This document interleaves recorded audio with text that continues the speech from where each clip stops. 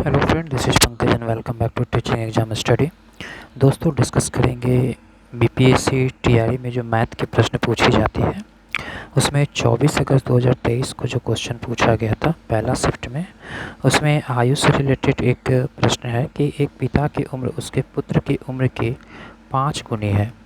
यानी कि एक पिता की जो उम्र है उसके पुत्र की उम्र की 5 गुनी है, लेकिन 15 वर्षों के बाद उसकी उम्र जो है उसके पुत्र की उम्र की 2 गुनी रह जाएगी। तो पिता की वर्तमान आयु क्या है? तो ये प्रश्न को बनाने का प्रयास करेंगे हम कि किस प्रकार से अगर एग्ज़ाम में ये प्रश्न इस तरह के प्रश्न मेथड से पूछी जाती है तो आप कैसे बनाएंगे। तो प्रश्न तो हम लोग समझ गए। उसके बाद से हम यहाँ पे सबसे पहले देखेंगे कि माना कि पुत्र की उम्र x वर्ष, माना कि पुत्र की उम्र बराबर x वर्ष।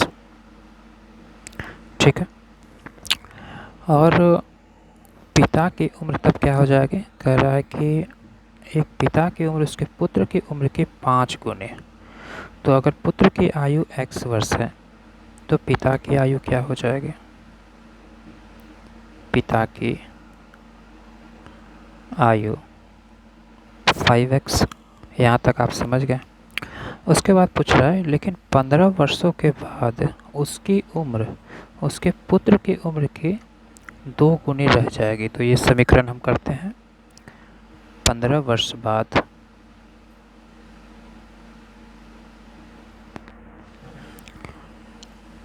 फाइव एक्स, यानी पिता की उम्र में 15 वर्ष जोड़ देते हैं। 5x plus 15 equal to x plus 15 कह रहा है कि 2 गुनी रह जाएगी। 15 वर्षों के बाद उसकी उम्र उसके पुत्र की उम्र की 2 गुनी हो जाएगी, तो 2 से मल्टीप्लाई कर देंगे। अब आगे देखते हैं। 5x प्लस 15 x में 2 से गुना करेंगे तो 2x हो गया, अब प्लस 15 में 2 से गुना करेंगे तो 30 हो गया। अब क्या करते हैं, 5x और 2x है तो 5x माइनस 2x हो जाएगा इक्वल टू, ये 30 है इधर प्लस है तो इधर जाएगा तो माइनस में हो जाएगा, तो 30 माइनस 15।